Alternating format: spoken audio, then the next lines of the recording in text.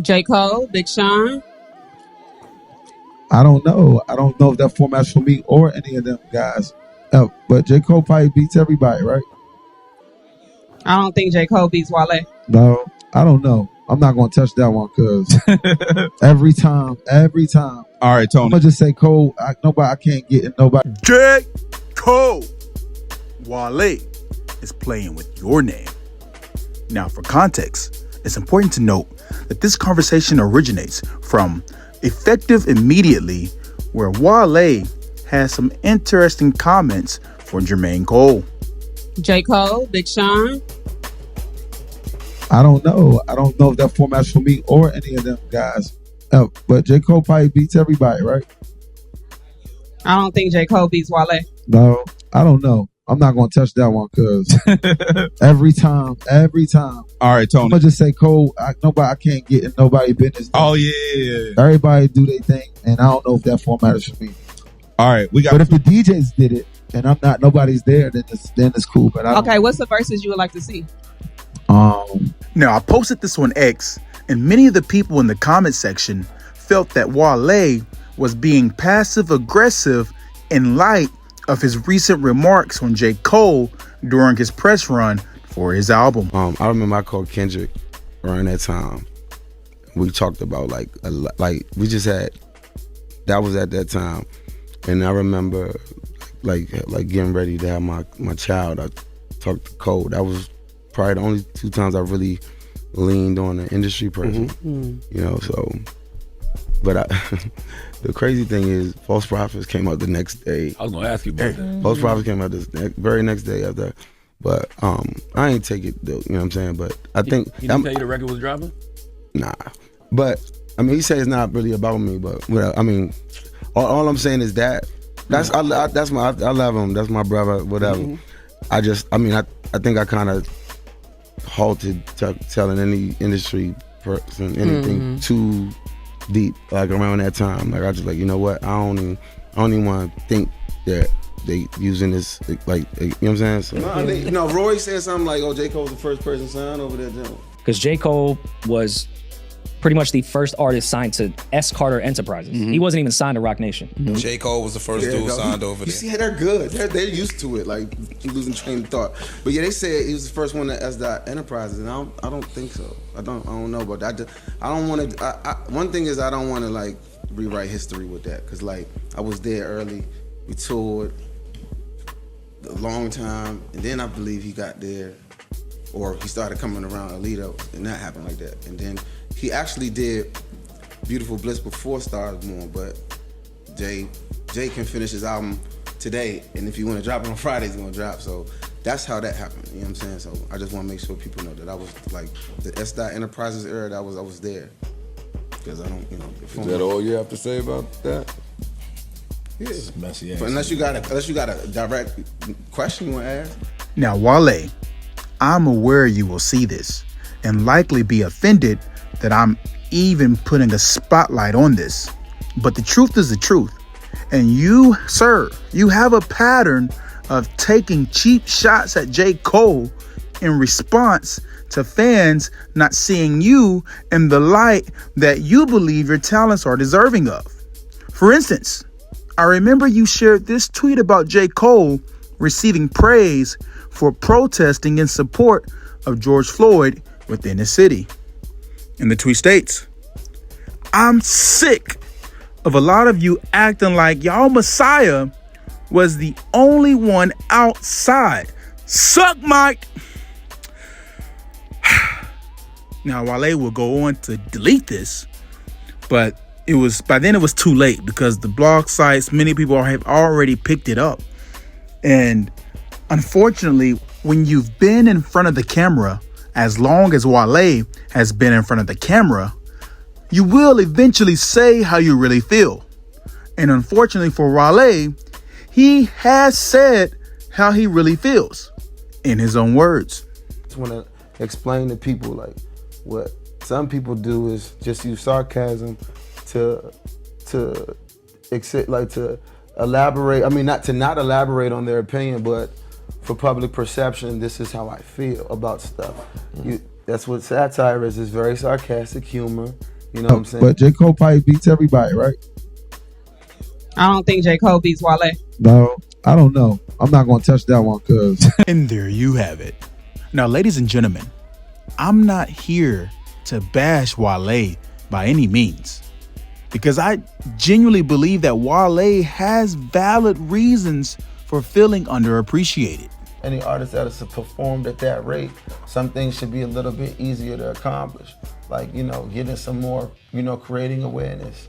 You know, if I'm just coming off of a gold album with a double platinum single, why can't I get like a good feature in this magazine or that magazine? Or why can't I? Man, there's a certain artist right now, I just be looking, I'm like, dog, you got another magazine cover? You ain't put an album on 5 years. Now, I'm curious to hear what some of you think. What do you make of J. Cole consistently being mentioned in Wale's press run? When Cole is mentioned, do you feel the sense of brotherhood that Wale speaks of?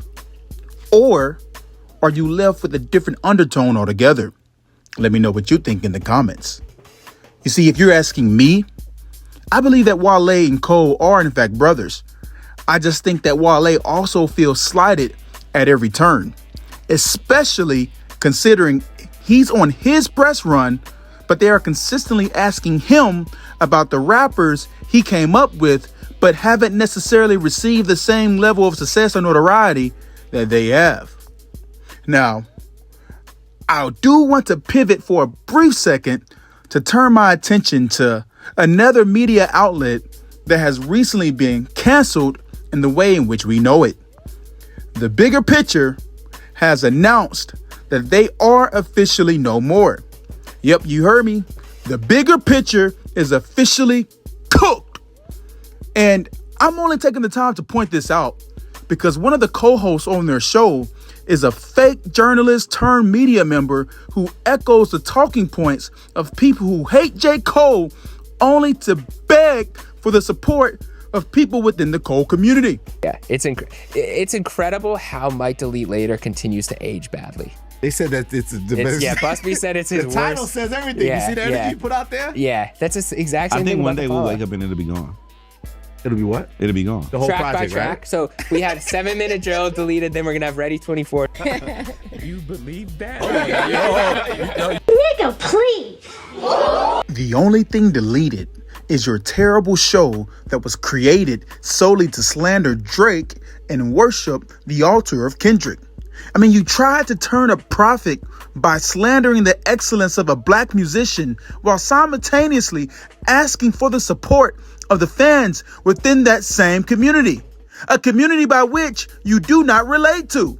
So when I call people like you a cultural opportunist or a performative ally or an exploiter of black culture, I am not engaging in semantics. I'm being factually accurate. And I'll never forget the night Rory got screamed off of Twitter.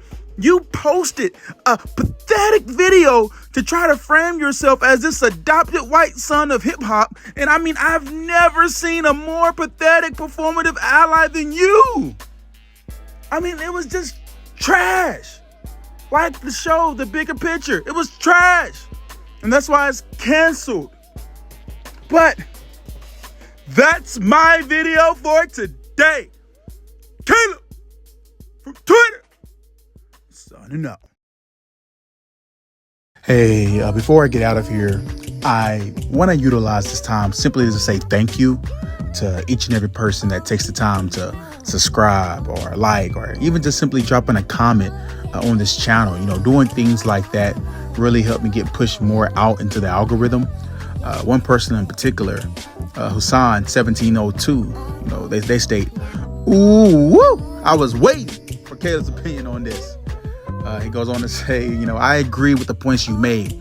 There is no way Cole dropped false prophets just because of a conversation he had with Wale.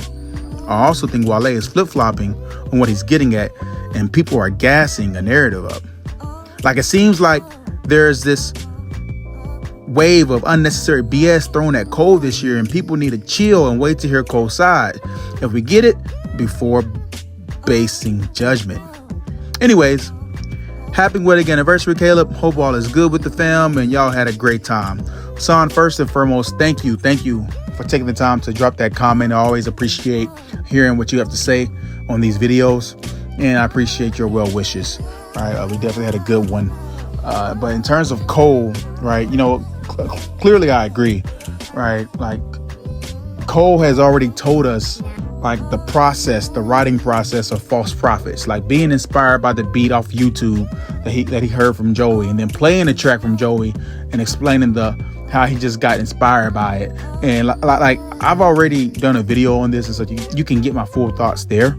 But yeah, I think that Wale is he's having a tough time with the press, and that's kind of been the story of his career, unfortunately. I have spoken to Wale this past couple of weeks, and I don't think he's gonna appreciate this video much, but it's like somebody has to be the objective voice in the media these days. Like, it's really not a lot of people out there, and I know that my channel isn't the biggest in the world, but we are growing, and that's thanks in large part to people like you and others that subscribe and share this channel, and I don't take any of it for granted. But that's all that I got for you all today. Peace. Bro, whenever you mention J. Cole, that's good for my business. I love that. Oh, I know. Listen, I know your face. You're one of the closer, and I don't want to say stand page because I think that's disrespectful, because I don't think you do that. And then we do a Caleb, right? I don't think Joe would ever, or Flip would ever look at Caleb and be like, yo, you a loser, you a failure, right? Because he moving with humility. I like the tone that the nigga Caleb was on, and in real life, that's the lens I see it through. Content creation is tough. It's hard.